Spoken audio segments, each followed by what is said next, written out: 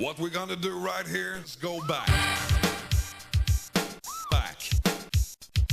go back, go back.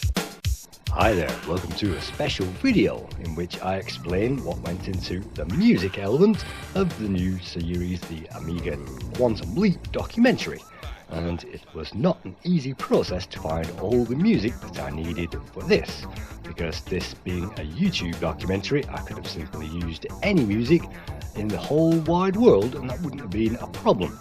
Yes, out of the billions of music tracks that are available all around the world from every single artist, yes, some of those would give me a YouTube strike, but many of those would be absolutely no problem.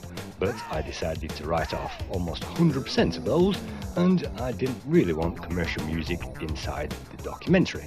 So instead I chose to use modules from the thousands of modules that are available not only on the Amiga system but also from other systems as well. And out of all those thousands and thousands of modules that I found on the archives, the mod archive that you can find on the internet, I basically found only a few hundred that were any good. Out of those I had to find something which sounded like the 1970s, and it's surprising that there weren't that many music modules created which sounded anything like the 1970s. So out of those few hundred I had to narrow those down again to those which sounded vaguely like the ones that I wanted, and out of those I had to get rid of at least 75% because they didn't sound anywhere near good enough.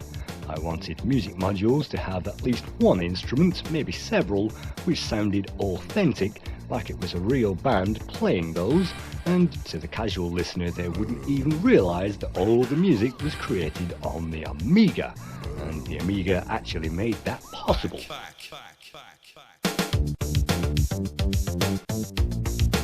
The music you are hearing right now is called Move, and that's kind of a hip-hop breakbeat.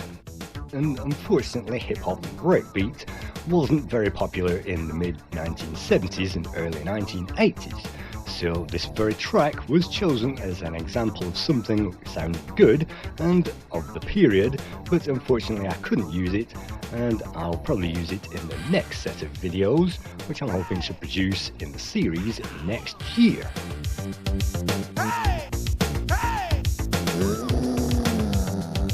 So the music in the Quantum Leap documentary wasn't chosen at random, it was highly specialised and selected, and I think I deserve a BAFTA award for managing to find music modules which sounded good and of the period, and yes, I only managed to find 10 of those per video, and only just enough to cover the material. So it only just was possible, but yes, it was possible in the end.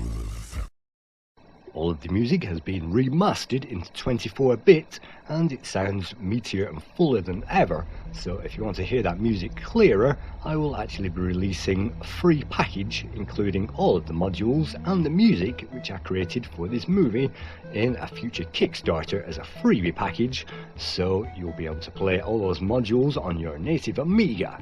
But for now, let's just move on to another aspect of the music, and that is the introduction music to the piece. And for this I hired David Lowe, that's Dave Lowe, who created the famous Star Glider music and Formula 1 Grand Prix and X amount of other amazing music on the Amiga. I described exactly what I wanted from the process and he delivered this as the first demo.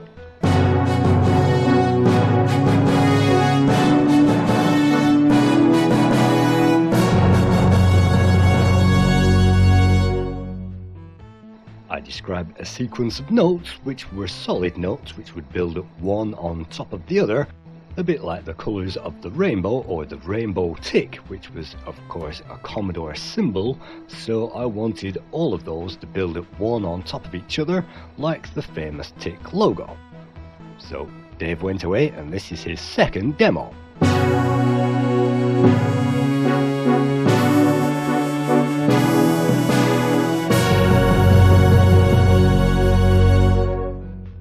This was much closer, but not quite what I had in mind, and you can see the actual email that I wrote Dave on the screen, where I specifically suggested that he use the inspiration as the Space 1999 theme, and so here is the Space 1999 theme from the original Series 1.